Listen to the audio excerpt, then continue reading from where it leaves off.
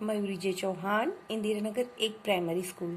नमस्कार बच्चों, आज हम कक्षा 6 में हिंदी विषय में पुनरावर्तन 2 की समझ पाएंगे।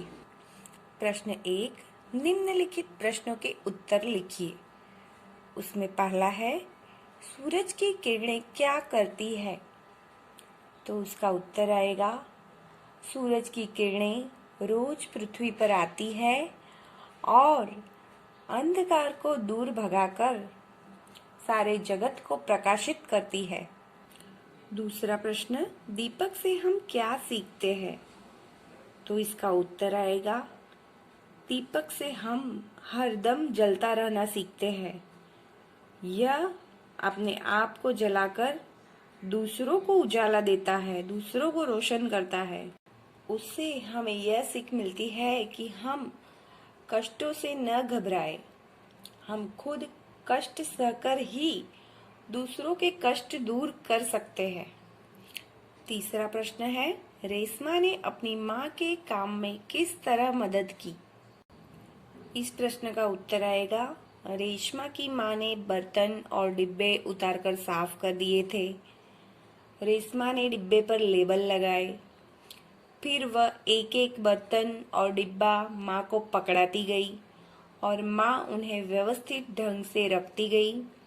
इस प्रकार पहिएदार कुर्सी पर बैठने के बावजूद बैठे बैठे ही रेशमा ने माँ की मदद की।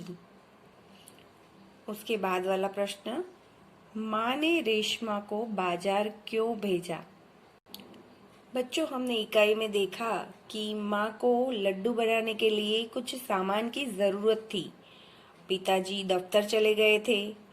बेटा गोलू अभी बहुत छोटा था। दादा और दादी बहुत बुजुर्ग थे। माँ को परेशान देखकर रेशमा ने माँ से कहा कि आप मुझे सामान की कुछ सूची और एक थैला दे दीजिए, सामान मैं ले आऊंगी। रेशमा की आवाज में दृढ़ता थी। वह पहले भी एक बार सामान ला चुकी थी, इसीलिए रेशमा पर माँ ने भरोसा किया और रेशमा को बाजार भेजा। पांचवा प्रश्न, राजा भोज किसान से क्यों प्रभावित हुए? तो इसका उत्तर आएगा कि किसान के पास एक ही बैल था। किसान बहुत ही मेहनती था, इसलिए वह दूसरे बैल की जगह अपनी पत्नी को हल में जोतकर हल चला रहा था। उसकी जरूरत भी ज्यादा थी। राजा भोज चाहते थे कि वह थोड़ी देर के लिए हल चलाना रोककर उनकी बात सुने। तब किसान ने कहा कि उनकी बात सुनने के लिए वह अपना काम नहीं रोकेगा और यदि वे कुछ कहना चाहते हैं तो हल के साथ चलते चलते कहे। अपने काम के प्रति किसान की यह लगन देखकर राजा भोज उससे बहुत ही प्रभावित हो गए। प्रश्न 2, कोष्टक में दिए गए शब्दों का उपयोग करके रिक्त स्थानों की पूर्ति कीजिए। कोष्टक में हम देख सकते हैं कि, जिसने, और, के लिए, इसलिए, इन शब्दों का प्रयोग करके रिक्त स्थानों की हमें पूर्ति करनी है। पहला, यह वही लड़का है, रिक्त स्थान, कल गीत गाया था। तो रिक्त स्थान में आएगा जिसने। यह वही लड़का है जिसने कल गीत गाया था। दूसरा, अध्यापक जी ने बताया कि, रिक्त स्थान में आएगा कि कल विद्यालय में अवकाश रहेगा। तीसरा, उसने बेईमानी की, इसीलिए नौकरी से निकाल दिया गया। चौथा, निर्धारित तिथि और नक्षत्र में मुझे विशेष जड़ी बूटियों को लाने के लिए घने वन में जाना होगा। प्रश्न 3, निम्नलिखित वर्णों से प्रारंभ होने वाले अन्य शब्द बनाइए। पहला है अ, तो आम, तो इसके जैसे ही दूसरे अ से शुरू होने वाले शब्द बनाने हैं। उसके बाद ह से शुरू होने वाले शब्द, म से शुरू होने वाले शब्द, द से शुरू होने वाले शब्द, उसके बाद ब से शुरू होने वाले शब्द और द से शुरू होने वाले शब्द का सोच कर यहाँ पर लिखना है। प्रश्न 4, समान तुक वाले शब्द बनाकर लिखिए। जैसे दुर्गुण, निर्गुण, सुनकर, पढ़कर। दुर्गुण निर्गुण है तो ऐसे ही अन्य शब्द जैसे अवगुण, बहुगुण, सद्गुण और सुनकर, पढ़कर, लिखकर, चलकर, ऐसे शब्द का प्रयोग यहाँ पर करना है। प्रश्न 5, अपने मित्रों के साथ आप किसी न किसी मेले में गए होंगे, उसका वर्णन अपने शब्दों में लिखिए। तो आपके अपने ही शब्दों में यहाँ पर वर्णन लिखना होगा। प्रश्न 6, निम्नलिखित मुहावरों के अर्थ देकर वाक्य में प्रयोग कीजिए। पहला है आंखों का तारा होना, यानी बहुत प्यारा होना, तो इसका वाक्य प्रयोग भी करना है।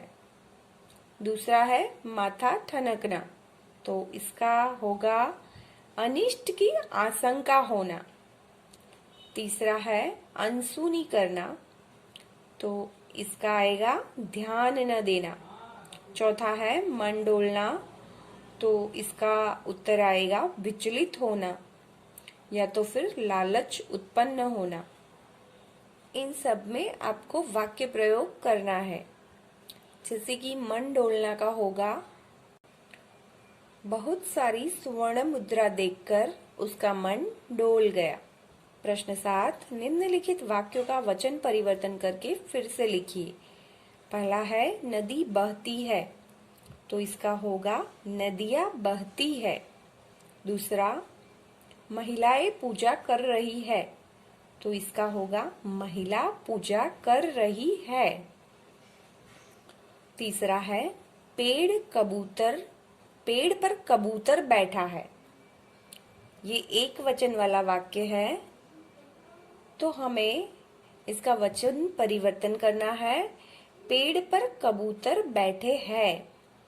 चौथा, उसने खाना खा लिया है, तो इसका होगा उन्होंने खाना खा लिया है। पांचवा, वे आ रहे हैं, उसका होगा वह आ रहा है। प्रश्न 8, निम्नांकित संकेतों को पहचानकर उनके नाम लिखिए। पहला है जो खतरे का निशान है। दूसरा चित्र है जो बता रहा है कि आगे बम्प है। तीसरा चित्र जो है रेलवे फाटक का है और चौथा चित्र पेट्रोल पंप का है। प्रश्न 9, निम्नलिखित काव्य पंक्तियों का भावार्थ लिखिए। दीपक को देखो कैसे यह हरदम जलता रहता है, अपना अंतर जला जलाकर रोशन जग को करता है। इसका भावार्थ होगा दीपक को देखो वह हरदम जलता रहता है, वह अपने हृदय को जलाता रहता है और जगत को उजाला देता रहता है। प्रश्न 10, निम्नलिखित शब्दों का वाक्य में प्रयोग कीजिए। पहला है सूरज। सूरज की किरणें रोज पृथ्वी पर आती है। फिर ऐसे ही धरती, पेड़, किसान और फसल, इन शब्द का प्रयोग करके आपको अपने तरीके से, अपने विचारों से नए वाक्य बनाने हैं। अच्छा बच्चों, ऐसे ही किसी नेक्स्ट वीडियो में हम फिर से मिलेंगे। तब तक के लिए बाय बाय।